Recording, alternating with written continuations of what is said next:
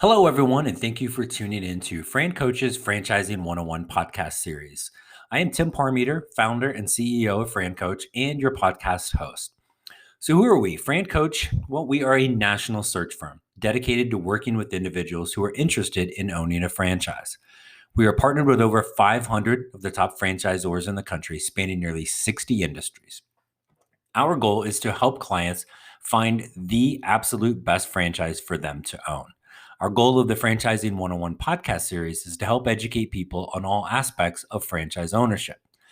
So, what are we going to talk about today? Well, we're going to talk about this fun thing called exit strategy. So, imagine going into a corporate interview and you're talking about the job, you're trying to win them over to get them to hire you over, the thousands of other applicants. But then you start saying, "Hey, let's talk about my exit strategy. What's that going to look like?" Probably not going to put you in the best position to get that offer. But as a franchise owner, it's something we want to take into consideration. It's also something people aren't used to thinking about. So let's talk about a couple of the ways that we can do this. So we're going to look at, and again, part of our process and some of our other episodes, really talking about the overall of how to find the best fit, what the different things that are going to be important to that, how we make money, what it costs, funding options, the importance or lack thereof of return on investment. Exit strategy is very different because everybody's going to have a little different one, and there's a really good chance it's going to change over time. But there's three eventualities as a franchise owner. You're going to get to a point where you're done. You don't want the business anymore. You've been running it, been successful, made a bunch of money. You can do three things. You can absolutely just walk away, give it back to the franchise at the end of your franchise agreement term. That's number one, and quite frankly, dumb. Please don't do that. But it could happen, right? But still, there's two better options, right? So number two is sell it, and that's the most common thing. You've ran the business, you've made your money, cash out, right? You've earned the right to be able to do that. That's part of that ownership. That's the return on the investment. It's not so much how much you're making along the way; it's how much you're making along the way and how much you're able to cash out. And then third is the legacy option. Pass it on to your kids, anybody in your family. Let them come in, take over your business, run it, and then build from there.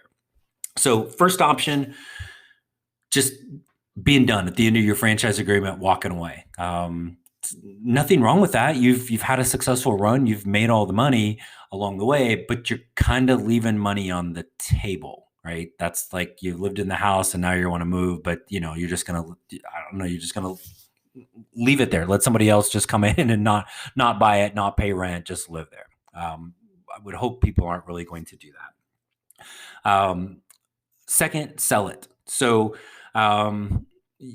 pretty obvious concept with that. And again, depending on the industry, you've got different levels of multiples that you're going to be able to ask based on where you are revenue wise. But again, at that point, everything is basically you're kind of playing with house money at that point, and anything that you're going to get for the business is above and beyond everything else that you've had. The other piece of the exit strategy before we talk about the legacy side of things is before we get to that point. So probably 2/3, maybe a little bit less, maybe 65, 60% or so of franchises are really designed for people to come in and be full-time owners right away. Now the other third, 30% or so, are that kind of semi-absentee model. We've talked about that in other episodes.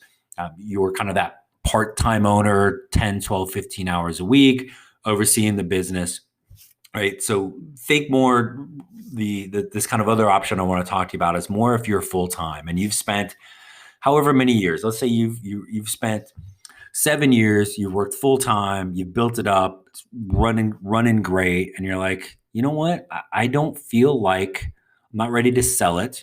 I'm not ready to pass it on to my kids. Maybe you don't like them at the moment or whatever it is, but that's not something you want to do. But you also don't want to work 40 hours a week again running the business. You now have the opportunity to kind of transition that business from that full-time owner role into more of a semi-absentee. business is up, it's established, it's running, it's humming along. You've got the people in place. Start kind of building that kind of little bit of a transition within your team to have somebody that's really going to kind of take over a little bit more of that kind of day-to-day, kind of what your owner role was. Back yourself off 10, 12, 15 hours a week. That absolutely is possible and very common in the franchising. So it's kind of the precursor to the exit strategy, right? So you're still getting the money from it. You're still building the wealth and the equity in it that you can now sell down the road. So now I want you to take that same mindset and go into the corporate world. You got your new job, you're working there, you got your nice little salary, you're working there for 7 years, and you're like, I'd like to kind of keep my job for the next 5, but I don't want to work full time. So now walk into your boss and tell them, hey, look, they're Mr. and Mrs. Boss. I want to keep my job for the next 5 years. I'd like to work maybe about 12 hours a week, but I want you to pay me the exact same salary. How long until security escorts your ass out of the building, right? It's just, that's not happening. You don't have that kind of control from this. Franchise ownership, you do. Back it off into that semi-absentee role, play a lot of golf, go travel, go sit on the couch and watch soap operas. It does not matter. Still keep your pulse on the business because it's still your baby and you want to keep it moving along. Then tap into option number 2 and be able to sell it, okay? And then third, and frankly, there's a couple cool aspects of franchise ownership with regards to kids. So number 1 is, again, like we talked about, pass it on, get them involved in the business, help them learn it, kind of again, professionally parent your kid, right? And help them learn that business. And again, maybe that's the person that you're going to pass it on to, back off a little bit, and then eventually completely turn it over to them. Just again, go back to that position in the corporate world. Hey, I'm the regional vice president of blah, blah, blah. I don't want this job anymore, but I want to legacy it to my kid. I think he'd be great at that VP job. Yeah, I know he's 24, but trust me, he'll be great. Again, there's going to be security escorting you out of the building. That's not happening. It's your business. You're in charge. You can do that.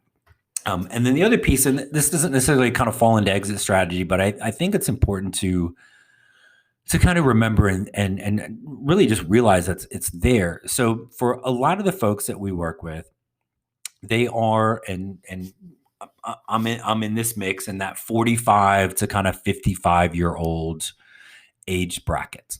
Went to college, got a job, and then got somewhere along the way and went, oh my gosh, this sucks. I'm tired of working for somebody else. I'm tired of working these crazy hours. And then all of a sudden I get let go, and then I work and find another job, and same thing happens, right? I want control.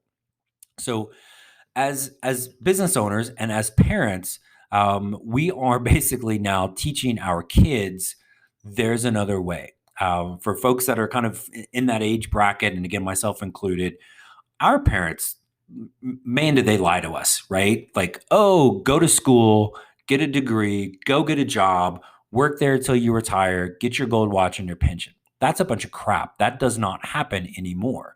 It might have worked for our parents, but it's just not the way it is now. But for most of us, and again, like myself, we didn't see that entrepreneurial opportunity. We just saw go to school, get a job, get your gold watch, and retire. So now as a business owner and as a parent, our kids get to see, hey, there's nothing wrong with going to college, get a great education, go get a job, work for somebody. But oh my gosh, there is another way about this, that they can look at entrepreneurial avenues, whether they're coming in and taking over our business down the road, or maybe they break out on their own and kind of find their own way and their own ventures. That is incredibly powerful for kids any age, and mine's little, and he still sees and understands that. So yes, it's an exactly exit strategy, but it really kind of falls into that legacy of, again, not only can they take over the business, but how powerful it is that our kids get to see there's another way. We can carve our own path. We can kind of control that destiny of what our success looks like, our lifestyle, our money, all of those different things. So again, kind of looking at those exit strategies, walk away at the end of your term, not highly recommended. Sell it right when you're done, whether you back off a little bit first, again, which is a fantastic and very, very, very common option, but ultimately be able to sell that and really cash out at the end, or involve your kids, somebody in your family, and kind of pass on you pass on the family business to somebody. So all three great things, all three really essentially totally different than anything that you're going to do in the corporate world, and really kind of, I think, kind of hidden benefits with this. So that's what that exit strategy looks like. We hope that kind of helps enlighten people a little bit more about franchise ownership, some of the amazing possibilities, and some of the real advantages of franchise ownership. So we thank you for joining us today on the Franchising 101 podcast series. If you would like to learn more about becoming a franchise owner, to see if this is the path and what that best option might be, please reach out to us. You can call direct anytime, 480-501-1354. Find us online, francoach.net. Tons of great resources there, but there's also this little thing called a contact button. Send us a note. Let's get you scheduled. And we're also all over social media. You might have found us on Spotify for this podcast, or any number of other places: LinkedIn, Facebook, and Instagram, Twitter, maybe MySpace still. I don't know if we've got one of those, but if you want us to, we'll get it. But reach out to us. We'd love to chat. Again, never ever any fee for our service. So we encourage you to take that first step today to help create your better tomorrow. Thanks everyone for tuning in. Please stay safe, and we look forward to connecting soon. Have a great day.